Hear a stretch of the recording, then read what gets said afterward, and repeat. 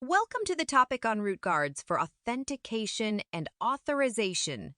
In this session, we'll explore the concept of root guards in Angular, which are used to control navigation and access to certain routes based on authentication and authorization requirements. Root guards provide an extra layer of security, ensuring that only authenticated users with appropriate permissions can access specific routes. 1. Introduction to root guards. Root guards are Angular's mechanism for implementing navigation guards, allowing us to intercept and control the navigation process. There are several types of root guards, but the two most commonly used are canActivate and canActivateChild. The canActivate root guard is used to determine if a route can be activated or not.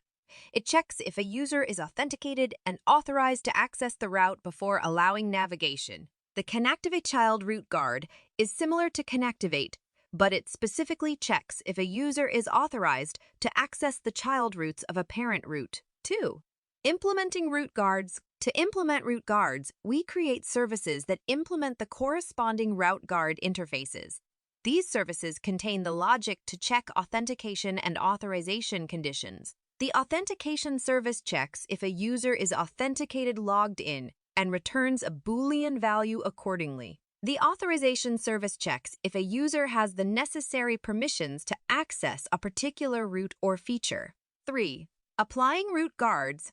Once we have our authentication and authorization services, we can apply root guards to specific routes or parent routes in our routing configuration. In this example, we applied route guards to the udashboard, admin, and their child routes.